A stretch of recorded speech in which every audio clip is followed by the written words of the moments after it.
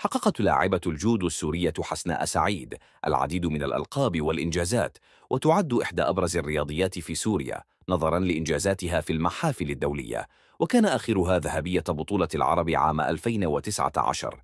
وتعد حسناء سعيد نموذجاً ملهماً للرياضة العربية، استطاعت أن تحقق إنجازات بارزة في رياضة الجودو على المستوى المحلي والدولي. بدأت مسيرتها الرياضية في سن مبكرة، ومارست لعبة الجودو في عمر 8 سنوات، وشاركت في العديد من البطولات المحلية وحققت مراكز متقدمة باستمرار. ومن أبرز إنجازاتها الميدالية الذهبية في بطولة الشباب الآسيوية للجودو تحت 20 سنة عام 2006، والتي شكلت نقطة تحول في مسيرتها. توالت إنجازاتها بعد ذلك، وحصلت على لقب أفضل لاعبة بمعسكر في تركيا عام 2007، وفازت بلقب بطلة العرب وغرب آسيا في 2009 و2011، كما حققت الميدالية الفضية في بطولة البحر المتوسط للجودو عام 2010، والمركز الثاني في بطولة العالم عام 2013.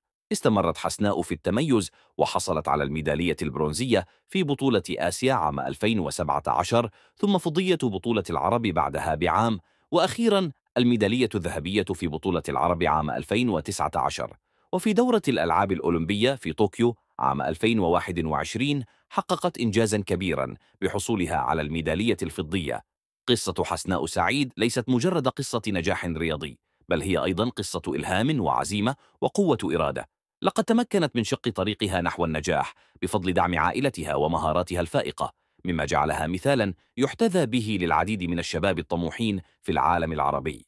تعمل حسناء سعيد كمدربة للجودو، وتقوم بتدريب الأطفال والشباب الراغبين في تعلم هذه الرياضة، وتعتبر من الشخصيات الرياضية البارزة في سوريا والعالم العربي، وتحظى بشعبية كبيرة بين محبين الجودو في العالم العربي. ورغم الظروف الصعبة التي تمر بها سوريا، تواصل حسناء سعيد تدريباتها ومشاركتها في البطولات الدولية، وتسعى دائما لتمثيل بلدها بأفضل صورة في المحافل الدولية.